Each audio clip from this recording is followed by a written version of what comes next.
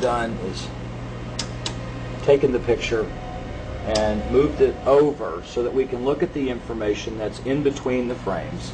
Now, when we look at the motion video, we can see that it still is not bad. And when we have this little indicator down here, it tells me that the original image was transferred using some kind of time-based corrector. These are video screens up here, television, video monitors, and they're off at an angle.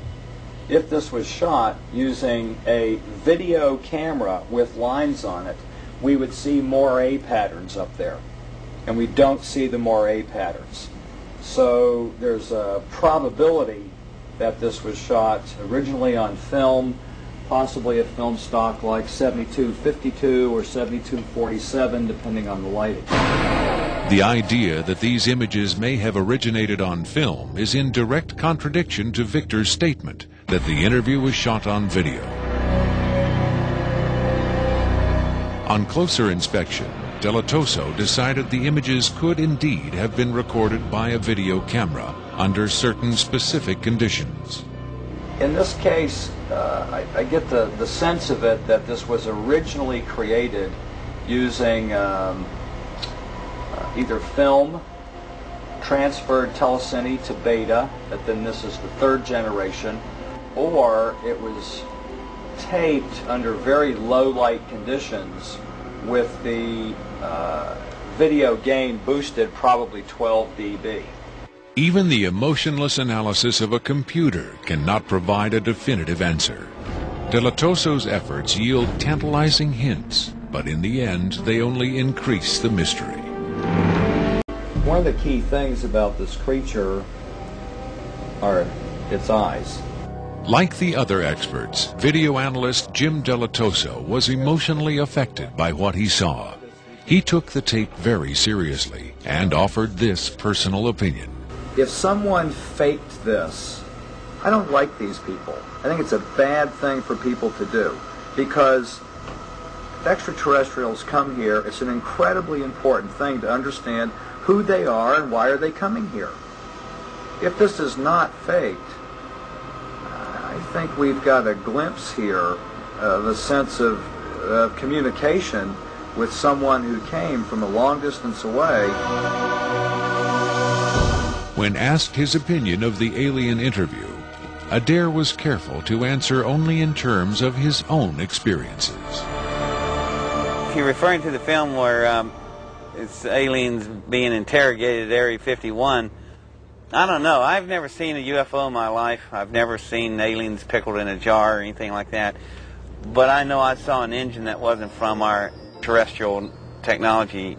If you look at an engine like that, it came out of a craft. If it come out of a craft, then that craft has occupants. So it's very logical to assume then that those occupants could still be here and they could be interrogating them, or they could have downed another craft since 1971. Makeup artist John Criswell has provided special effects creatures for many Hollywood motion pictures and television shows, such as Spaced Invaders and Babylon 5. Hired by Rocket Pictures to create the aliens for the recreation segments of this program, Criswell was very interested to finally see the real thing. By Hollywood standards, I would say it's a pretty decent puppet. Well, to be honest with you, I would love to buy this being real, but it's probably a hoax. Well, I think this is a really cool design, and it's a great concept, but I think I could have done better. Whoever did this, I mean, they could have a job in Hollywood in a minute, no problem. This one has a much creepier quality than the alien autopsy tape, I think. That one I definitely didn't buy just because of the way it laid on the table. There was a couple of things. This actually, whoever did this was, or if someone did this, they were very clever because it hides a lot of stuff. So that's what makes me kind of disbelieve it a little bit. But, who knows? Criswell thought the alien exhibited movements that would be difficult to fake. There are moments when this looks very real, and I don't know how they did certain little things about this. So right when I would say that it's definitely a puppet, he moves a certain way, or he'll lift up in the frame and all that, and all these little things are important to the to the character of it. Academy Award winner Rick Baker is one of Hollywood's reigning masters of makeup effects. He transformed Eddie Murphy into a 300-pound man for The Nutty Professor and has created monsters for countless films, including An American Werewolf in London and the UFO-related Men in Black. Baker dismissed the tape as a fake. Yeah, this doesn't fool me. I don't buy this. I think this is a puppet, and you've got a table in the foreground that's hiding the rest of its body. You've got some kind of, whatever that instrument is in the foreground, it's also lit very mysteriously. I think if you were going to record this alien, you would want to see it, and you wouldn't want to hide it behind a table, and you would light it in a way that would show up much more than this. And this particular movement, this head-jerking movement here especially, looks very puppety to me. It looks a little overdone and very much like a guy with his hand inside this thing maneuvering it. Well, I guess he's supposed to be ill here. Is that what's going on? It just looks like they went to a great deal of effort to hide as much of the anatomy other than the head on this puppet, and I just don't buy it.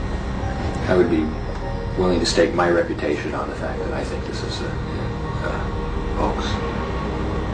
It's very interesting to see, though. In Baker's opinion, there was no controversy at all. It's a fake, in my opinion. We could build better. We have built better. UFO expert Robert Dean, on the other hand, had no doubt whatsoever that the tape was authentic. This is powerful because this is not a staged event. This is real. In the 1960s, Robert O. Dean served as an Army intelligence analyst at NATO headquarters in Europe, where he claims to have seen first-hand evidence of alien beings and their artifacts. Retired from the Army, he is now a highly regarded UFO researcher and analyst. Dean was asked to view the tape and offer his expert opinion. They're treating him like a piece of livestock, wiping his lips. Calling on his own first-hand experience for comparison, Robert Dean was stunned and moved by what he saw. That breaks my heart.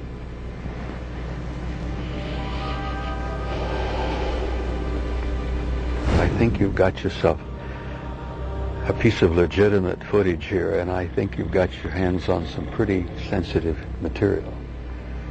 I don't know how the hell you got this. I don't know who you got it from, and frankly, I don't want to know who you got it from. But you got yourself a tiger by the tail with this footage. I would say, and I know that that's one of the things you'll ask of me, is that you've got yourself some legitimate footage of one of the little guys being interrogated and filmed. And there's a reality to it, and there's a sensitivity to it that literally breaks my heart.